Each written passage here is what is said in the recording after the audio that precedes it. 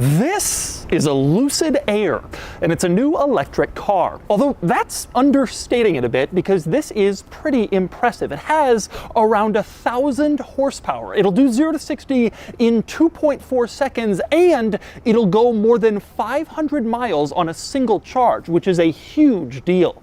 And today, I'm going to review it.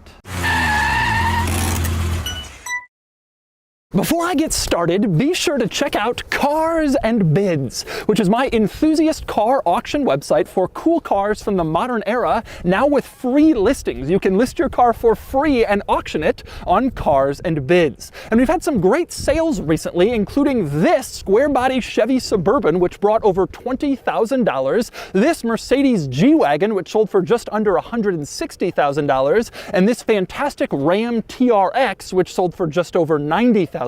If you're looking to buy or sell a cool car from the modern era, the 1980s and up, Cars and Bids is the place to do it, with a great selection and daily auctions at carsandbids.com. So let's talk Lucid Air. This is a luxury sedan, and I'm reviewing the Dream Edition, which is the top version of this car with a sticker price of around $170,000. That's big money, but this car has some amazing numbers. Like I said, supercar performance and a range of 520 miles. That beats out even the longest range Tesla Model S by over 100 miles. And there are more affordable versions coming too. A base model Lucid Air will come out soon with a starting price of around $77,000, but even that has about 500 horsepower and gets more than 400 miles of range, which is an impressive number. Now, lower level Lucid Air models are rear-wheel drive, while upper trim versions are all-wheel drive, and Lucid is headquartered here in California with the cars built in Arizona. So what we have here is a major Tesla rival and a seriously appealing electric car, at least on paper. Today, I'm going to review this car and find out what it's like in person. First, I'll take you on a thorough tour of the Lucid Air and show you all of its interesting quirks and features. Then I'll get it out on the road and drive it, and then I'll give it a Doug score.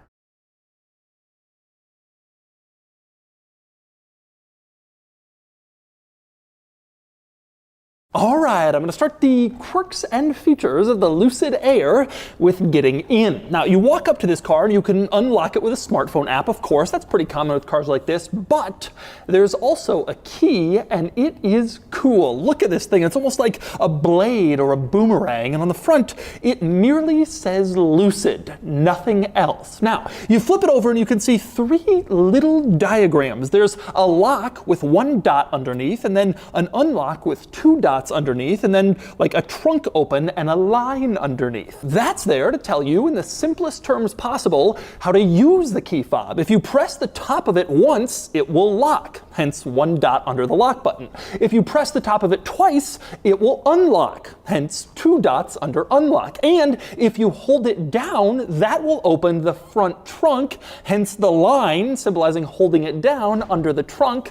That is pretty cool. A very minimalist key and kind of a neat look. Now, one other cool key that this car offers is this one, which almost looks like a hotel room key. It's credit card sized, and you can put it in a purse or wallet and just kind of store it there. That way, if you're using your phone as the key, like most people will be, and your phone dies or you lose it, you still have this backup key you're just carrying along with all of your credit cards and your ID, which is a neat idea.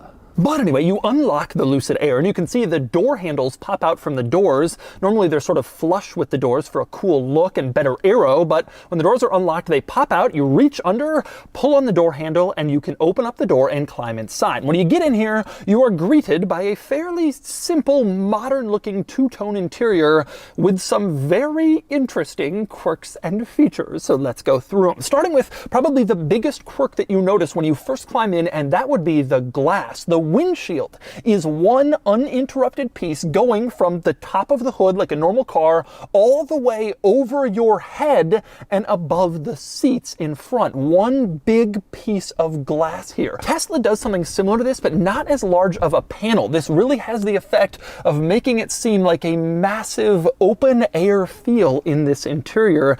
It is quite interesting and a little bit unorthodox when you climb inside. Now, unfortunately, you can see the sun visor visors are stuck on this panel just like a normal car sun visor. I asked and they said that's a regulatory thing. You gotta have those visors there, so they couldn't take it away. So even though you have this futuristic glass panel, you still have your normal sun visors kind of screwing up this full glass sheet look. Now, this glass above you can't be closed. There's no like shade over it. So I asked about heat, and Lucid says it's not a problem. It's heavily tinted, there's UV protection, and there's a metallic coating on the outside that really prevents sun from getting in and making it too hot or too bright in this interior.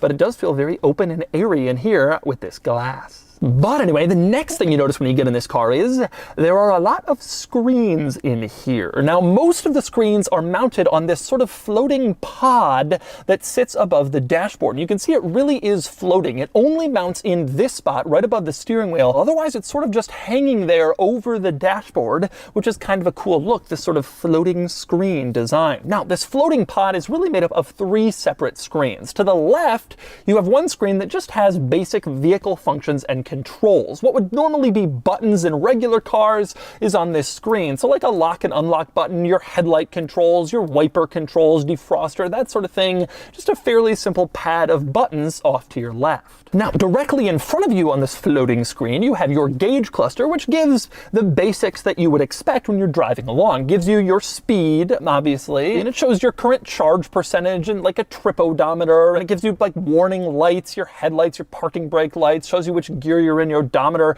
that kind of thing, all the usual stuff you'd expect to see from a gauge cluster. More interesting are the screens in the center, and that would be the one on the right part of this floating screen above the dashboard and this large center screen in the center control stack. They're especially interesting because they work together. Let me show you what I mean. Let's say you want to change the radio station. You pull up the radio tab here in this upper screen and you have a few different options. But let's say you want to look through more options or go see Spotify or additional radio presets. Well, you can just slide this display down and then it appears in larger form on this center screen. Take another look at that. I have the display right here. I slide it down and now there's a larger version of this display with more information in the center screen. The thinking here is the upper screen is more for the driver. It's smaller, tilted towards the driver, and more in their line of sight. But if the passenger wants to adjust something that's on the driver's screen, it can be brought down to the center screen that's easier for both front occupants to reach, and that is incredibly cool. And of course, once you're done making this selection, you can slide up and send it right back to the upper screen and clear the lower screen out to do other stuff down here. That's pretty cool. Another good example of these screens working together, you go to navigation and you can enter a destination in the lower screen, but actually have it navigate you in the upper screen. That way the driver sees the navigation on the screen turn towards the driver, but the passenger is the one who can input the destination on the lower screen. It's really interesting and futuristic feel. But anyway, next up, I want to move on to all of the functions in the lower screen. And it's worth noting here that while the two screens do work together, generally speaking, the upper screen is reserved for stuff you're going to want to change more frequently, like the navigation or the radio or the phone, and the lower screen has controls that you might not use quite as often. For instance, the lower screen allows you to change the position of the steering wheel. You tap here and then you just use the screen to adjust where the steering wheel is, up, down, and telescope. Same deal with the mirrors. You tap the mirror and then you can select the mirror and choose exactly how you want it adjusted in your lower screen. This screen also allows you to choose between drive modes. You can see smooth, sort of the default, and then also swift and sprint. So sort of a normal, sport, and sport plus, but that's how they've named it here. Next up, some other controls in this lower screen. One, you can press seats and you can see seat controls here. Don't worry, all of your seat controls are not stuck in this screen. You still have regular basic seat controls on the side of the seat where you would find them in a normal car. But if you want to change stuff like your thigh support or your backrest width, those types of adjustments can be done in the screen, where you have a lot more little adjustments to tailor the seats to exactly what you want. Next, you have a tab in here for massage. You can turn on your massaging seats, and you can see there are many different massaging options in here. You also have a tab for themes, and that adjusts your lighting color in the interior. And you can move this little wheel to kind of brighten or dim the lights depending on how much you want to see them. And you can select between these various different themes that correspond each to individual colors. There's a lot of different places where ambient lighting is seen in this interior when you turn on the themes, but my very favorite is this line right above above the seats, this narrow little strip of light. The color here can be changed, and it really does help set the mood directly above you in the center. The only thing breaking up that giant pane of glass that's going over you. A few other things worth noting: you can also use this center screen to open stuff. Go to openings and you can open up the front trunk here, or the rear cargo area, the charge port, that kind of thing can all be done in your center screen, which is nice. Next up, another nice function of the center screen, it shows you your camera system, and you can see it is quite advanced. I've spent a lot of time in electric cars recently, Rivian, Tesla. This is the best EV camera system, high quality display, and you can scroll all the way around the car as you can see this great 3D camera system. And one cool feature, you can have a reversing camera on the upper screen on the dashboard, but then have this 3D camera live at the same time on the lower screen, which is pretty cool. You can see both things at once. Most cars make you choose. One interesting thing about this 3D camera, you can zoom in and actually get into the interior. I'm not exactly sure why, or if anyone would really want to do that, but it is a strange possibility in the Lucid Air. And next up, another interesting item in the center screen, the climate controls. You press this little fan icon on the bottom and it brings up your climate controls, and you can adjust various items in here. The temperature, the fan speed, where the air comes out, all that sort of stuff, except you don't have to use the screen if you don't want to. That's because this car, rather controversially, has a few buttons in this interior. Most of these futuristic electric cars have gotten rid of buttons entirely, but not the Lucid Air. And directly above this center screen, you can see a few switches to adjust temperature and to adjust fan speed on both sides in front. You also have a little wheel here to adjust volume. This is stereo volume right in the center. You can move this up or down, and this changes your stereo volume. Again, this is a pretty daring decision because most cars like this have ditched buttons entirely. That's the old school. The future is screens, but not the Lucid Air. There are still a few buttons in here. I suspect they did this to try to ease the transition for people who are coming out of a more traditional car, maybe a combustion engine car, and they don't necessarily want to go screens for everything and give up buttons for some of the more obvious and easy controls, including adjusting the climate control. And another good example of this is the climate vents, which you can move like normal. You use this little dial in the center to move it left or right, or you can twist it to close or open the climate vents. This is kind of an old school thing by the standard of these futuristic electric cars. Most of them are hiding their climate vents entirely, and when you can adjust them, it's through the screen, not in the Lucid Air. Again, a more traditional setup, probably to try to make people feel more comfortable if they're coming out of a more normal vehicle. And it's the same deal on the steering wheel. You have some physical hard controls,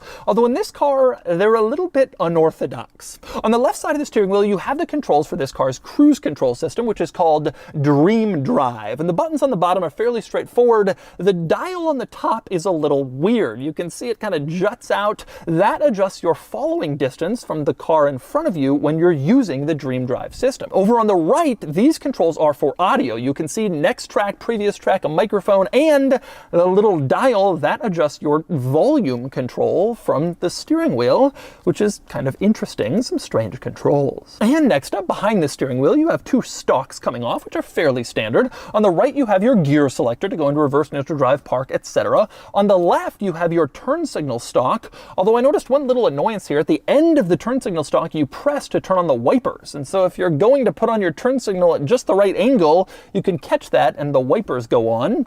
Not exactly ideal, a little bit of a quibble. But anyway, next up I want to move on to the center of this interior, where there are more interesting quirks. One is, back in the center screen, if you touch and hold down the very base of the center screen, it goes away. You can see it automatically retracts into the car and provides you with a hidden storage compartment you wouldn't know about otherwise. And if you want the screen to come back, you just tap the bottom again on the little exposed part and it will extend back into its normal place, and the storage compartment is now covered up, which is kind of cool. Now, the center armrest here, you can lift up and reveal a storage compartment, which is pretty standard. And on the top of that storage compartment, you have this little plastic tray for smaller items, and you can see there's a bear printed in it, which is kind of strange. That bear is sort of an unofficial mascot for this car and for Lucid in general. It's modeled after the bear on the California flag, where Lucid is headquartered, and Lucid told me there are many bears hidden throughout this car. The designer of the car told me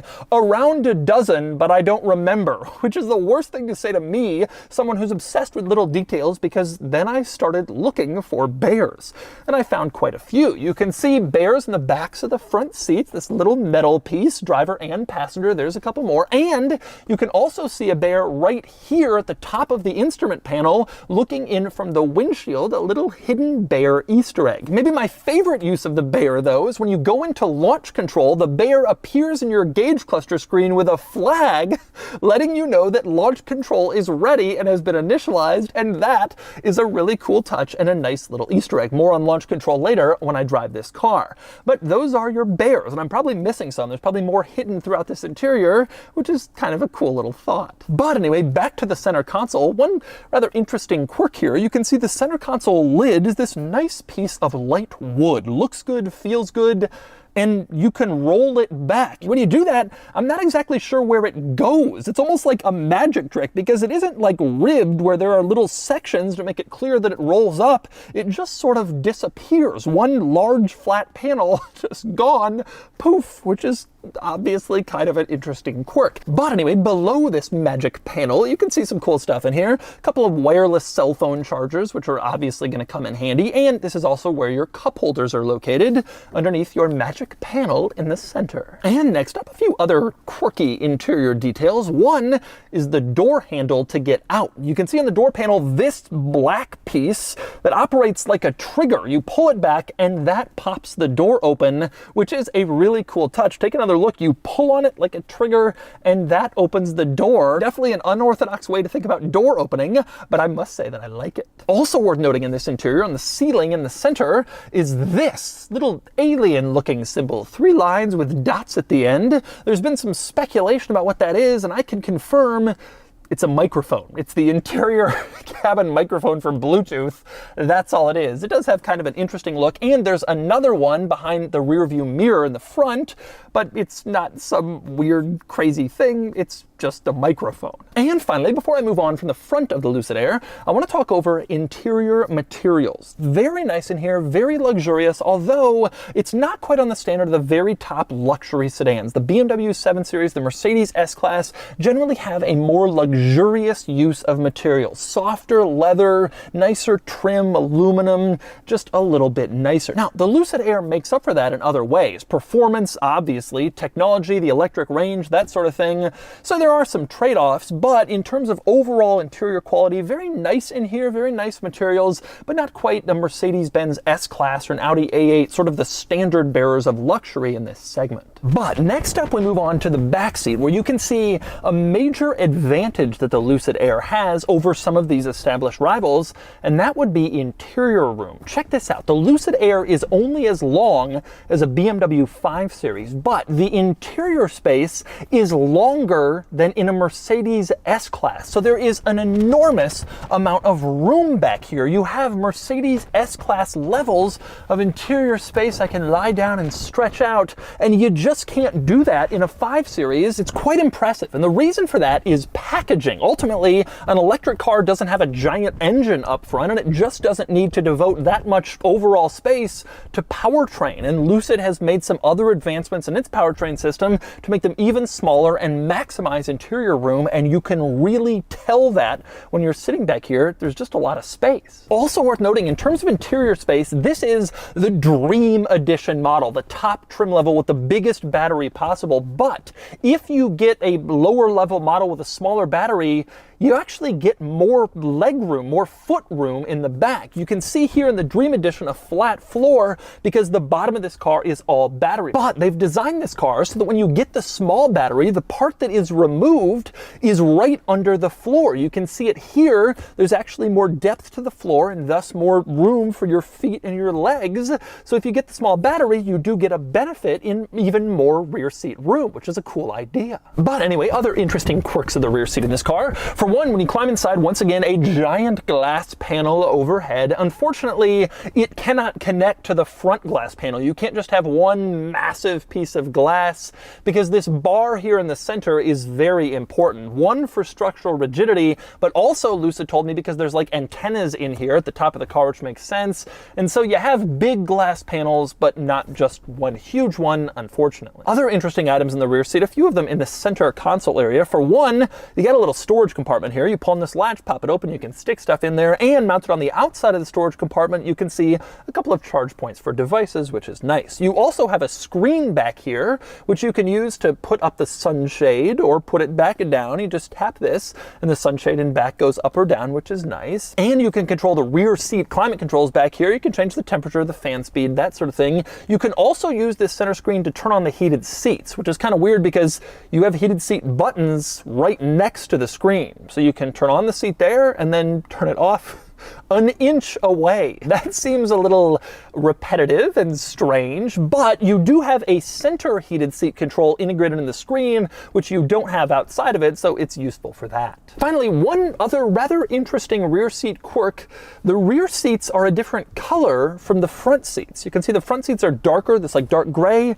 The rear seats are this lighter color. You don't often see mismatched front and rear seats, but there's a reason for it. Lucid told me they think that the front area is supposed to be more focused, more like drivery, and so you have materials like Alcantara and the darker seats to give it sort of a sportier vibe. Back here, it's intended to be more of a lounge, and so you have a lighter, more relaxing color and more leather back here instead of Alcantara to kind of give it a lounge feel, which is an interesting thing, the distinction between the front and rear in a car. And next up, I'm going to move outside the Lucid Air, where frankly there are probably even more quirks than on the inside, and I'm going to start with the door sill. Now, front and rear both has a similar door sill. It says Lucid in the center and then Dream Edition, reminding you that you are getting into the very best version of this car. Over on the right, you have a little number. This one says number 109. That's because these Dream Edition models are limited production. Lucid says they're only making 520 for North America, so they're rare,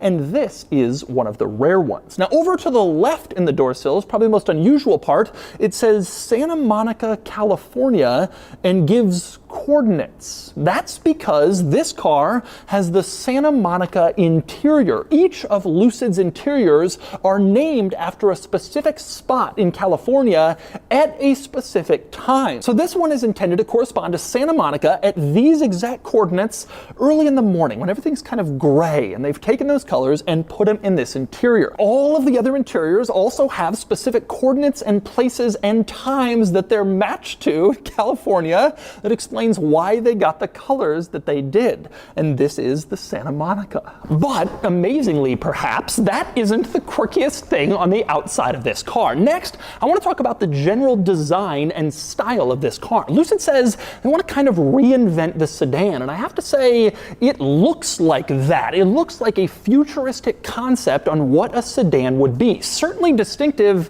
and I kind of like it, frankly. I think it looks really, really nice. There are a few little details I maybe would like to change here and there, but overall, a beautiful shape and kind of a gorgeous car, which you can't really say about most electric vehicles, but I think you can say it about this one. Very unique and, frankly, very attractive. This color, by the way, it should be noted, is only offered on the Dream Edition model, the top trim level. It's called Eureka Gold, but if you don't like it, you can also get black or white on the Dream Edition and several other colors on the other models. Speaking of colors, this silver painted piece is very distinctive, going above the entire passenger compartment. It's on all the Lucid Airs, and they said they wanted it to be silver in order to kind of accentuate the size of this passenger compartment, just how large it is, and making it silver and kind of setting it off certainly has that effect. It's another distinguishing look on the outside for the Lucid Air compared to most other vehicles. Now, at the base of this silver trim in the back,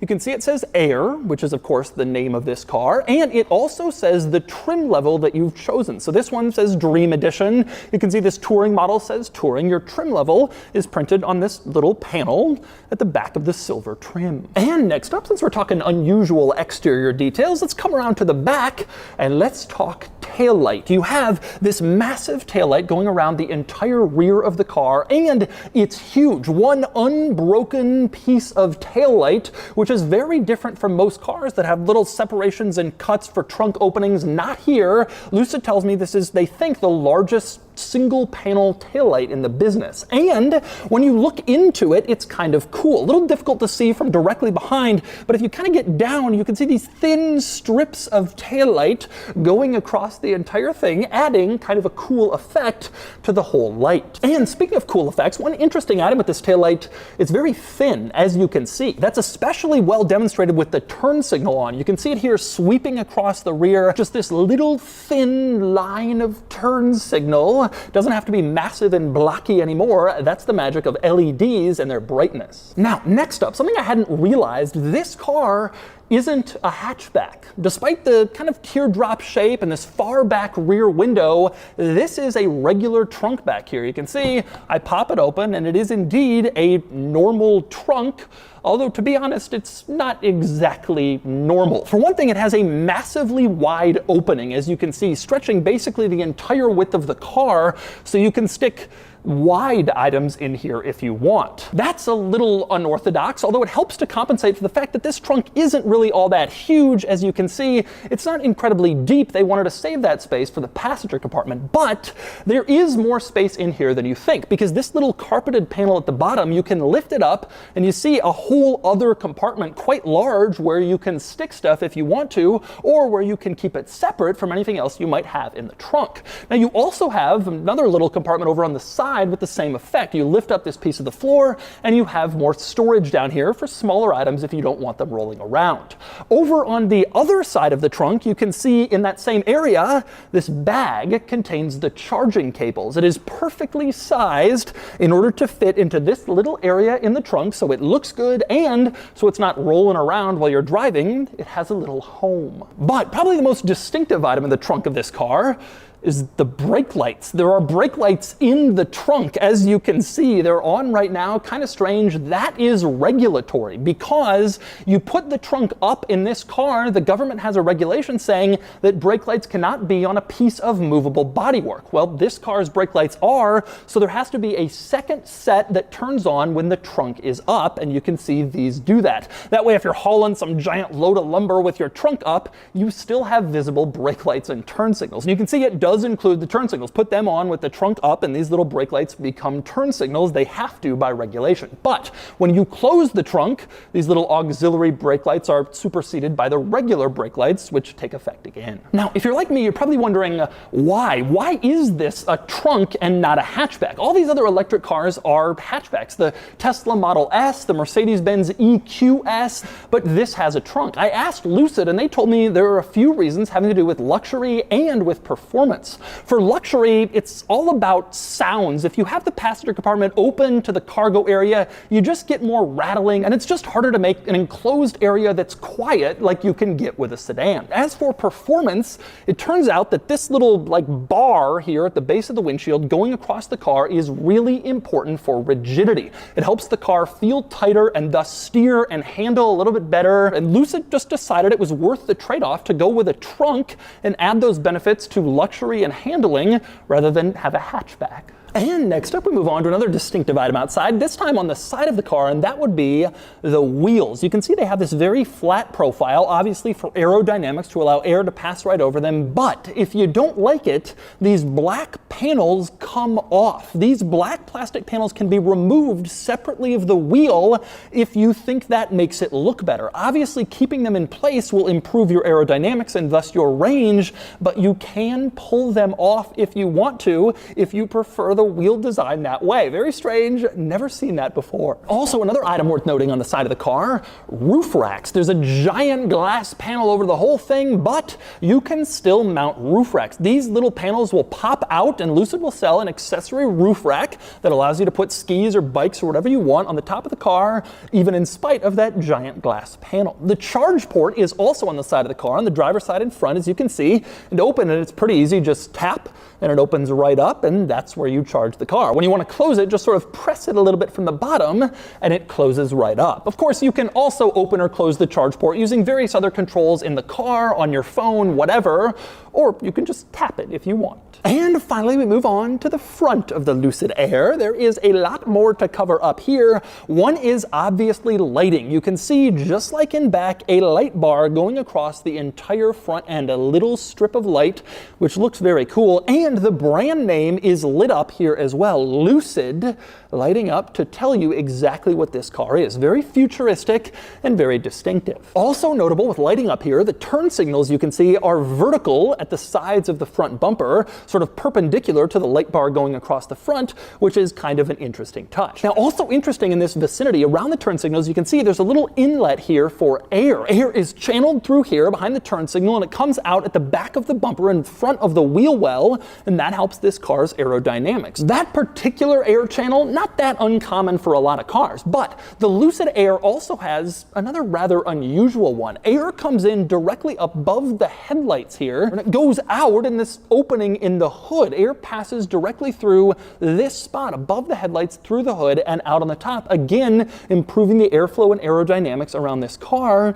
A rather unusual thing. Now, the other cool item this car has up front is, as you can see, a front trunk. There's no giant combustion engine here to take up space, so they can use some of this space for storage, and it works pretty well. This is a fairly large front trunk, wide, flat, and you can get more stuff in here. Lift up this leather handle at the base of the trunk, and there's a larger compartment underneath where you can stick even more items into your front trunk. This is certainly one of the largest front trunks among electric vehicles that are starting to adopt these frunks. Now, to open the front trunk, there are several ways. You can do it on your phone with the app, or there's some controls in the car, or on the key fob, you just hold it down and the front trunk opens, like I had mentioned before, and that's how you get to this spot. To close the front trunk, same deal. You can do it on the app, you can do it in the car, you can hold down the button on the key fob, or there's a little frunk closer button mounted inside here. You can press that, and then it closes right up, and then you can walk away. Making this frunk so easy to access in so many different ways is a big deal because it makes it more usable. The Ford Mustang Mach-E, you gotta go into the driver footwell and pull a latch like an old school hood release.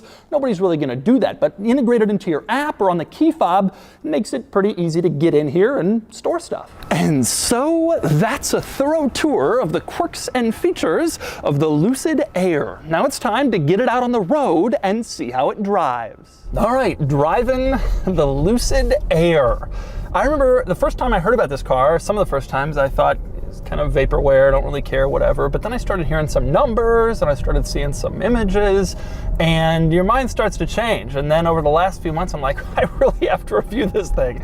And obviously I wanted to do it before the end of the year so we could fit it in with December. So first impression sitting in this car, I love this windshield situation. I have no clue what the replacement glass cost situation is gonna be like. It obviously adds some complexity to it, but I love the feel of this windshield. You're sitting here and it goes all the way over you. I mean, it's unbelievable almost how airy and open it feels, which maybe is appropriate given the car's name, but it's really, really crazy to just, it's like the world is above you. I don't know how to describe it. It's very different from what you're used to seeing in normal cars. But anyway, another thing that you notice inside this car that's interesting and kind of surprising to me is, well, there's a few things. It's comfortable. This is certainly a luxury car. This is a very expensive car that I'm sitting in, and it's the top version. There's gonna be less expensive versions, but you're paying a lot of money for this car, $170,000 plus, it's big money.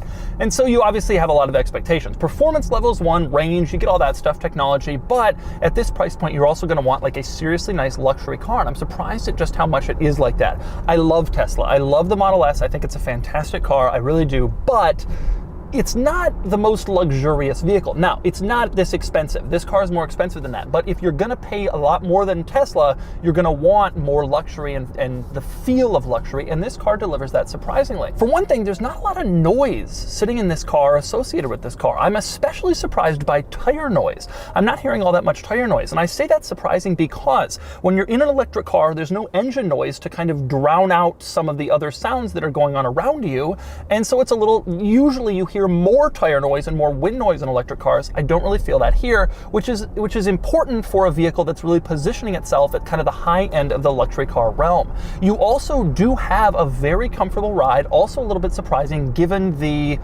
size of the wheels, frankly. And you have a very solid feel to this car, similar to getting onto the level of Mercedes S-Class. That's kind of the level I think that they're sort of thinking about for this car, and you do sort of have that feel. I do feel like the S-Class has still more of kind of a bank vault solidity to it, which is something that I generally find a little bit more in internal combustion engine cars compared to electric cars generally, but this is still a very solid feeling car. Okay, so obviously, you know, I'm sitting in this car, it's got 1,100 horsepower or whatever, you want to try it out, so.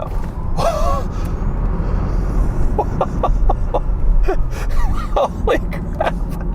Wow, okay, well that's pretty serious. Wow. That was actually pretty amazing. And I've been in a lot of these electric cars recently that have done similar things to that, and yet that was kind of surprising. I just recently drove the Rivian, the EQS, the Plaid, the Rimac Navara. They're all pretty insane. But one thing that's cool here is this car feels like such a luxury car that you really don't expect it. You already don't expect it with those other cars. But you really don't expect it here because you're cruising along in a more sealed, luxurious environment than any of those rivals. You really do. I mean, the EQS probably is a little bit more luxurious than this in terms of feel, but it's nowhere near this fast, not even close. Now, I've got a little on-ramp here that I'm gonna try the acceleration yet again. Going 20, 30, 40, 50. Holy crap. Wow. Oh my God. Wow.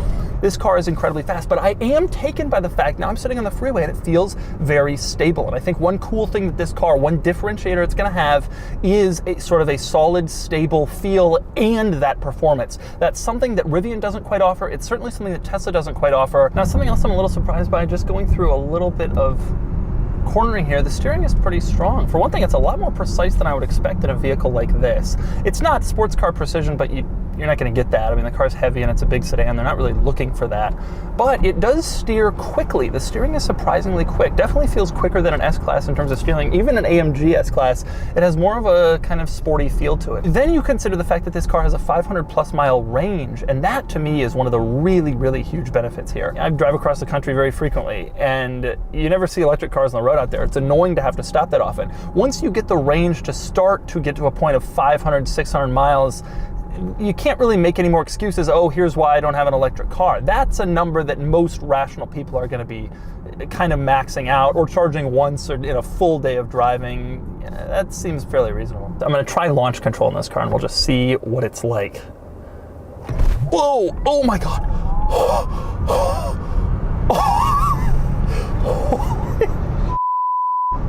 Oh my God.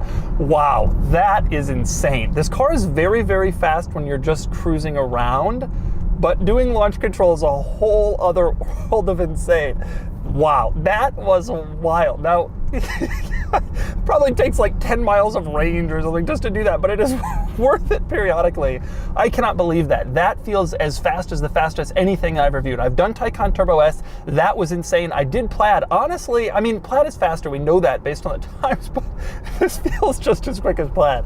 And at 2 point something seconds, 0 to 60, it doesn't really matter anyway. It all feels insane. Your drawback here is price, but the thing about it is, one, there's going to be less expensive versions, more affordable, and this car delivers a lot for the price. Honestly, you're getting supercar levels of acceleration, modern tech, you have 500+ miles of range. It kind of is an amazing all-around EV, and I think a great argument could be made, and it probably objectively is the best all-around EV, but you're paying an enormous amount for it. That's just kind of the world you're going to be living in if you want everything, and that's always been true in cars and all other goods. And I think it's a great vehicle with a lot of great promise, and it really does feel like a fantastic electric car. And so that's the Lucid Air.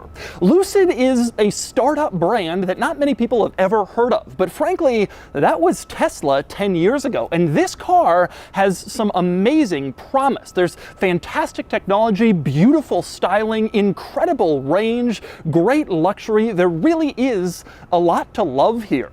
And now it's time to give the Lucid Air a Doug score.